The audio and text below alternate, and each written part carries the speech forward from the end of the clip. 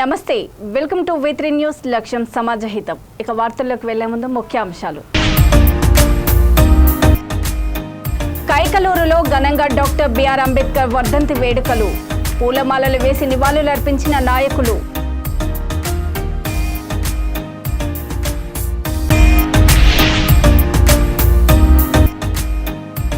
రాజంపేటలో తుఫాను వల్ల దెబ్బతిన్న పంటలు. రైతులను ఆదుకుంటామన్న రాజంపేట శాసనసభ్యులు మేడ వెంకట మల్లికార్జునారెడ్డి.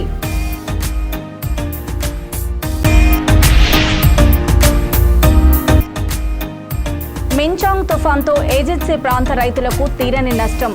తడిసిన ధాన్యానికి గిట్టుబాటు ధర కల్పించి ఆదుకోవాలని అన్నదాత వేడుకోలు.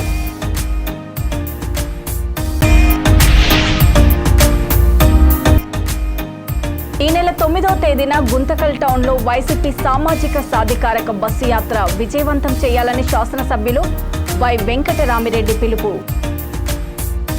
కైకలూరులోని మండవల్లి సెంటర్లో డాక్టర్ బిఆర్ అంబేద్కర్ వర్ధంతి వేడుకలను ఘనంగా నిర్వహించారు. ఈ వేడుకల్లో వైసీపీ నాయకులు గుమ్మడి వెంకటేశ్వరరావు, ప్రజాస్వామ్య పరిరక్షణ ఐక్యవేదిక జిల్లా కన్వీనర్ ఎల్ఎస్ భాస్కర్రావు, ఓబీసీ రాష్ట్ర నాయకులు లావేటి వీరశివాజీ, కైకలూరు నియోజకవర్గం జైభీం పార్టీ అధ్యక్షులు వట్టిప్రోలు సుధీరు తదితరులు అంబేద్కర్ విగ్రహానికి పూలమాలలు వేసి నివాళులర్పించారు. ఈ సందర్భంగా వారు మాట్లాడుతూ అంబేద్కర్ ఒక కులానికి సంబంధించిన నాయకుడు కాదని, అన్ని కులాలకు సమన్యాయం అందించిన మహోన్నతమైన వ్యక్తిని కొనియాడారు.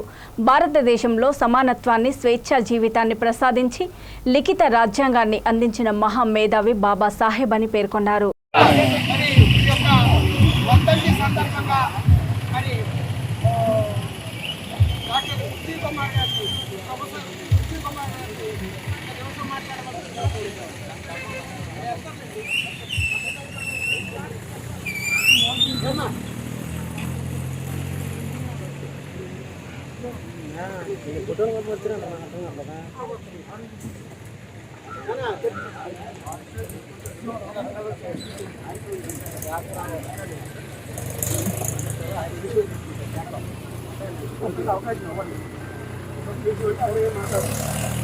భారతరత్న డాక్టర్ బిఆర్ అంబేద్కర్ గారి 67వ వర్ధంతి కార్యక్రమాన్ని జరుపుకోవడం జరుగుతూ ఉంది.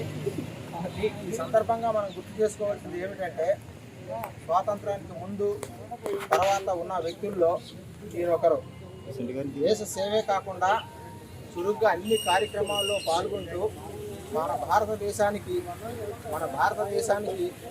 భారత జాతికి చక్కటి ఒక రాజ్యాంగాన్ని రచించి ఆయన చైర్మన్గా ఉంటూ దేశం మొత్తాన్ని వివిధ కులాలతో, మతాలతో, ప్రాంతాలతో రకరకాలుగా విభజించబడుతున్న మన భారతదేశాన్ని ఏకఛత్రాధిపత్యం కింద ఒకే గొడుగు కిందకు తీసుకొచ్చి ఈ రకంగా నడిపిస్తున్నటువంటి ఈ రాజ్యాంగాన్ని రచించిన భారత రత్న డాక్టర్ బిఆర్ అంబేద్కర్ గారికి ఎప్పుడూ కూడా మనం భారత జాతి మొత్తం రుణపడి ఉంటుంది అని తెలియజేసుకుంటున్నాను. Thank you.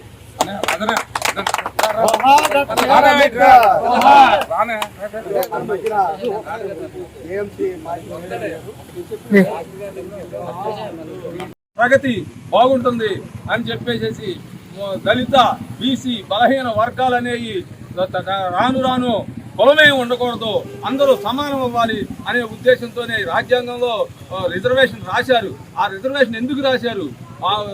ఉండవాళ్ళు, అగ్రకులాల వాళ్ళు దోసుకు తింటూ మనల్ని బానిస వృత్తిలో పెట్టారు కాబట్టి మనం కూడా వాళ్ళ స్థాయికి చేరుకోవాలనే ఉద్దేశంతోనే ఈ రిజర్వేషన్లు పెట్టడం జరిగింది.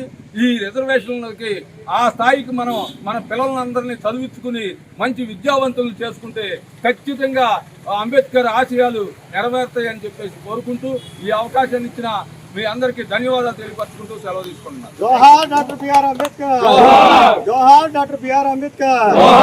అలాగే మన మధ్యన అన్నమయ్య జిల్లా రాజంపేటలో తుఫాన్ దెబ్బకు నేలవాలిన పంటలను రాజంపేట శాసనసభ్యులు మేడ వెంకట మల్లికార్జునరెడ్డి పరిశీలించారు.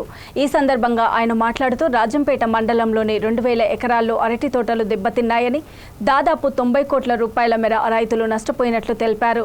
పంట నష్టాన్ని త్వరలో పూర్తి స్థాయిలో సమగ్ర దర్యాప్తు చేయించి రాష్ట్ర ముఖ్యమంత్రి వైఎస్ జగన్మోహన్ రెడ్డి దృష్టికి తీసుకువెళ్తానని తెలిపారు.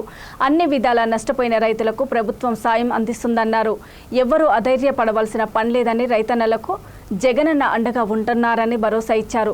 అలాగే నష్టపోయిన పంటలను పరిశీలించి సమగ్ర నివేదికను ఉన్నతాధికారులకు పంపించి రైతులకు తక్షణమే న్యాయం చేయాల్సిందిగా అగ్రికల్చర్ అధికారులను ఆదేశించారు. ఈ కార్యక్రమంలో వైసీపీ నాయకులు, అధికారులు తదితరులు పాల్గొన్నారు.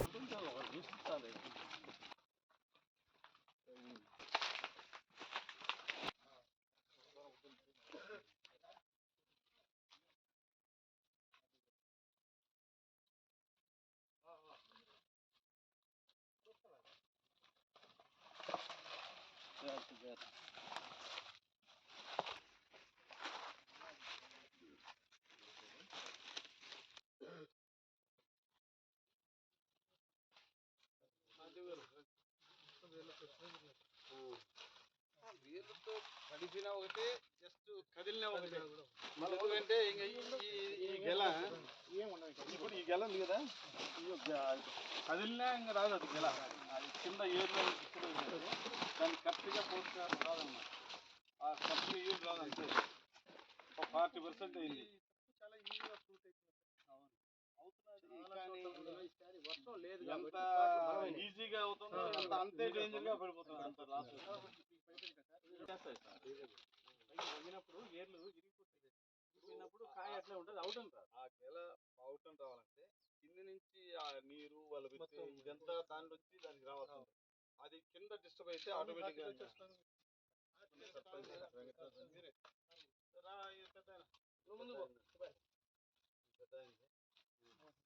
పెద్దయినా చెప్పాము నిన్న కలెక్టర్ గారు వచ్చారు ఆర్డూ గారు వచ్చారు మన ముఖ్యమంత్రి గారి దృష్టికి ఆల్రెడీ పంపించేశారు తప్పకుండా నష్టపరిహారం కట్టిస్తామని ప్లాన్ చేస్తున్నాము మ్యాక్సిమం అన్ని రిపోర్ట్ తయారు చేస్తున్నారు ఇన్ని వందల ఎకరాలను హార్టికల్చర్ ఆఫీసర్ ఉన్నాడు ఇక్కడే అన్ని చూసుకుంటాడు ఎక్కడ ఇబ్బంది లేదు రైతులకు కొద్దిగా ఉండి చూపెట్టండి ఎందుకంటే ఈ క్రాప్ బుక్ చేసినట్టువే అవుతాయి నువ్వు సచివాలయ కొద్దిగా అన్ని తిరిగి మా ఈ క్రాప్ బుకింగ్ అన్ని అయిపోయినాయా ఎక్కడ లేదు కదా ప్రాబ్లం లేకుండా చేసేది జాగ్రత్తగా అందరికీ ప్రతి ఒక్కరికి న్యాయం జరగాలి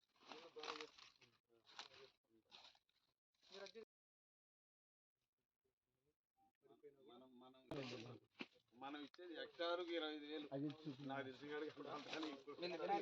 అంత రావచ్చనే అంచనా ఇంతకుముందు కూడా ఒకసారి ఇచ్చారు కదా 25,000 ఇచ్చిందంటే ఎకరాకి ఎంత 10,000 వచ్చింది మన రైతు ఎంత ఇచ్చినా దానివల్ల మనం ఇప్పుడు 30% పండింది అనుకోండి మనం ఏమి ఇవ్వాల్సి వస్తుంది అతనే